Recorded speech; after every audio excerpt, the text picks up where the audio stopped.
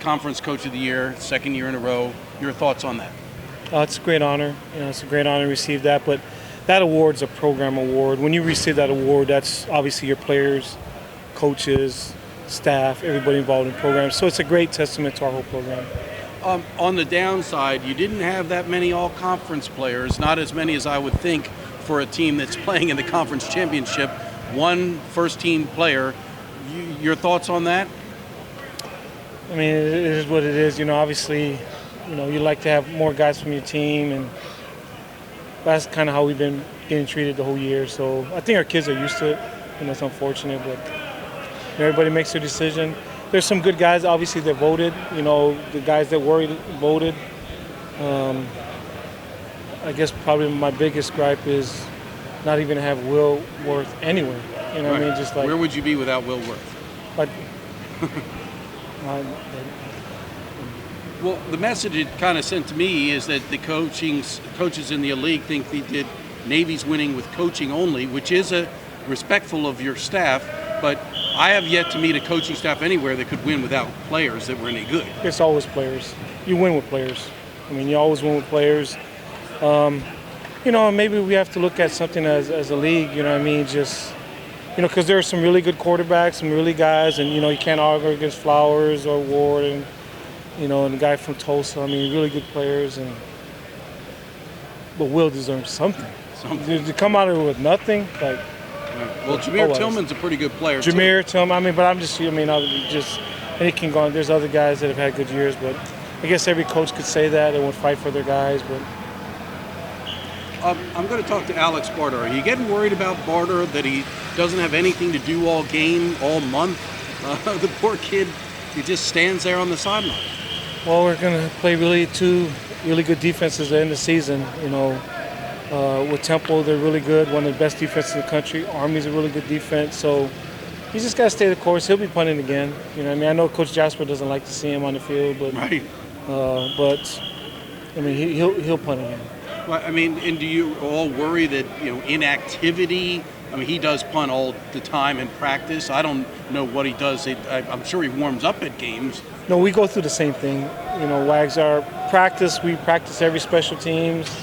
We emphasize every phase. We don't go off based off how many numbers kickoff is getting or punt. We practice everybody's equitable in their reps. We want to make sure we're ready in all phases. And he's a kid. He's a pretty diligent kid. He always stays ready, works hard, works during practice, stays warm during the game. He's been doing this for a while. I'm not worried about him. One guy that did also receive all conference that I was going to ask you about, Micah Thomas. It seems as though he's really stepped up and filled the void left by Daniel not being on the field. I know Daniel's still a leader off the field, but on the field it looks as though Micah Thomas has stepped up. Do you feel that way? Yeah, especially last week. I thought he played a really good game. Last couple of weeks he's been, really coming along. And, we hold the standard high for him because he's a talented kid, big, physical, strong, smart. And he's playing really, really well for us right now. And we need that, obviously, going to the ending part of the season with two big games. We need him to continue to raise his game up, and he has, the last couple of weeks, and we need it. Your 5 starting offensive linemen were accorded all-conference status. Adam West, first team. I believe it was Maurice Morris and Blake Copeland, second team, and then Evan Martin, honorable mention. Can you talk about the recognition of your offensive line? Proud of those guys, excited for them, happy for them. But I think what it is our offense is a team offense.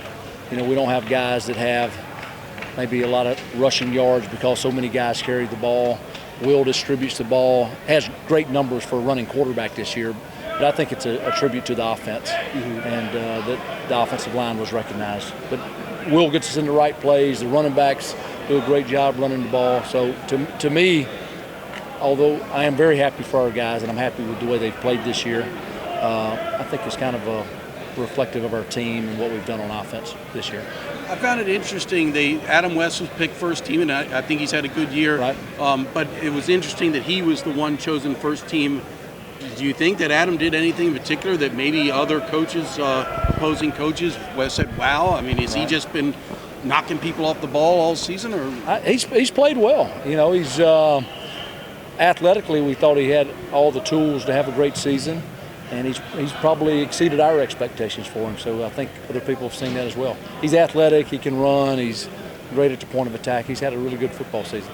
In terms of how these guys have graded out over the course of the season, who would you have thought would be in the first team or second team, or are they pretty even across the board when you look at the season as a whole?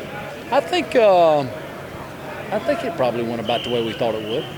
I think they played well, and they get better every week. And when they come to the sideline, they know when they've made mistakes. And it's been a nice season the way they've progressed, especially the way we started. We come into it with no returning starters, or we had one, Robert Lindsay, and he's out for the season. So I think the way we've played to this point is really good.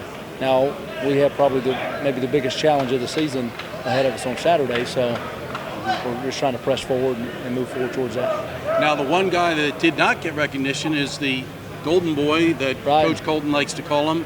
I guess this is motivation for Andrew Wood because they thought that every lineman at Navy was good except for him. I think so. I don't know if that's what they thought, but they thought the others were. Yeah, I know. But he's had a really good season, and he has a huge upside. He's got a very bright future. So, yeah, we'll probably that's probably been said to him already. So we'll keep going with that. Well, obviously, Sports Information Director Scott Strassmeyer found a very interesting statistic. Navy has only punted twice during the month of November. I bet the one person who knew that was Alex Barta. Yeah, right away. Talked to Coach McGee after the game, and I think he's the one that told Scott. But yeah, it was funny to talk about after the game because in 2 years of playing, this is the first game I ever punted. And it was a good feeling because the offense is doing well. If the offense is doing well, we're winning. That's what I like about the team.